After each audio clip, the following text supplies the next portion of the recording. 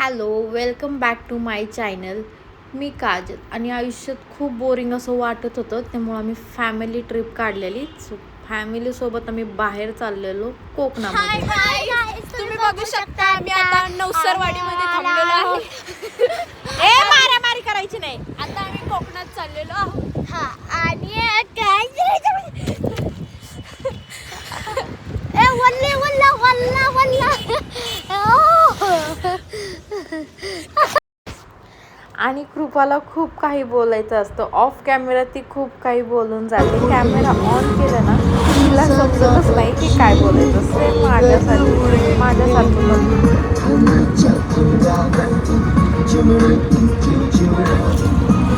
आणि फायनली आम्ही कोकणात पोहोचलो. रात्रीचे 7:30-8 वाजलेले आणि खूप गर्दी होती, म्हणजे ट्रॅफिक पूर्ण जाम झालेलं. सो तिथल्या लोकांनी आम्हाला सांगितलं की आमच्या इकडे उद्या होळीचा सण आहे. म्हणजे इथे प्रत्येक दिवशी होळी असते, म्हणजे प्रत्येक गावाची वेगवेगळ्या दिवशी होळी असते. आणि ते झाड आणलेलं आणि ते झाडाची होळी पेटवतात ते लोक. आणि मग आम्हाला कमीत कमी 30 ते 40 किलोमीटरचा घाट लागला चिपळूणला जाण्यासाठी. आणि आमची हाडं अशी झालेली, डायरेक्ट आम्ही हाडांच्या हॉस्पिटल गाठलेलं. कमरेचा मानेचा मनका पाक दुखायला लागलेला, त्यामुळे आम्ही हॉस्पिटलला गेलो. त्यानंतर आम्ही रूमकडे चेक इन केलं आणि हे हॉटेल इतकं छान होतं बास. त्यानंतर आम्ही फ्रेश झालो आणि इथे जेवण करण्यासाठी आलतो आणि जेवण वगैरे केलं. आणि आज आम्ही इथेच थांबणार होतो, त्यामुळे आम्ही खूप जास्त रिलॅक्स झालो होतो. आणि तिथे गार्डन होतं आणि कृपाताई इतक्या जोरात झोका खेळत होती. मला म्हणत होती, काजल माऊ तू पण खेळ, कोण काय नाही बोलत, खेळ तू, काय लाजायचंय. म्हटलं नको बाबा, ओरडतील ते लोक.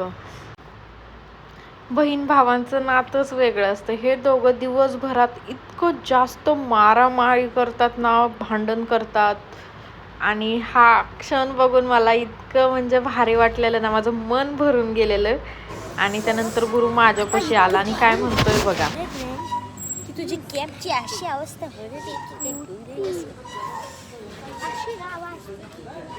मोठा मोठा आम्हाला कशी औषध चारायची लहानपणी तसं खा आता. दुखू देत तुझी दाढ, तसंच पाहिजे. आणि इथे डॉगेश भाईला आईस्क्रीम नाही दिल्यामुळे ना तो खूप नाराज झालेला. त्यानंतर मी पुन्हा एक आईस्क्रीम खूप छान होतं म्हणून मी एक टेस्ट केलं. झोपी गेलो, शांतपणे झोपी गेलेलो. आणि सकाळी उठल्या कृपा बघा किती छान दिसत होती. भाई दिवस बनला माझा तिला बघून. त्यानंतर म्हटलं गुरु पलीकडच्या रूममध्ये झोपलेला, त्यामुळे म्हटलं त्याला उठवायला जावं. कृपाताई खूप आळशी, ती काय उठणार नाही मला माहीत होतं. आणि पटपट दोघांना फ्रेश करायचं होतं. गुरुच्या रूममध्ये आले, बघते तर काय, हा तर भाऊ खाली झोपला. तर खाली का झोपला हे मला माहीत नाही. वरती बेडवरती जागा होती तरी पण तो खाली झोपलेला. आणि याला कानाला बहुतेक काहीतरी चावलेलं, इतका जास्त कान लाल झालता ना. त्याला किती उठलं, दादा उठ उठ उठ, त्याला उठवलं शेवटी मी. पण तो चिडत नाही, हे महत्त्वाचं आहे. कृपामध्ये उठवलं ना की चिडते, पण गुरु बिलकुल असा नाही आहे, शांत आहे. आणि हे ब्रश करायचं कृपा इतका बहाणा करते. मला दिदी सांगत होती तिला ब्रशच करायला आवडत नाही. आणि लहानपणी पण मी सेम असे होते की मला पण ब्रश बिलकुल आवडायचा नाही. त्यानंतर आम्ही फ्रेश होऊन लगेच खाली आलो, नाश्ता करायला घेतला. आणि ते नाश्त्यात खूप सगळे आयटम होते. पैसा वसूल असा कार्यक्रम करायचा होता, त्यामुळे मी सगळं गोळा करून आणलेलं. आणि ते नम्रताचा व्हिडिओ कॉल आलता. आणि आमचे जिजू, कारण त्यांची ती फेवरेट मेहुणी असल्यामुळे ते तिला इतके जास्त मिस करत होते, त्यामुळे ते व्हिडिओ कॉल करून तिला दाखवत होते. तिला पण कुठेतरी असं वाटत होतं यार खूप छान ट्रिप मिस केली. त्यानंतर आमचा प्लॅन होता संगमेश्वरला जाण्यासाठी. त्यानंतर गणपतीपुळे असं ठरलेलं आमचं.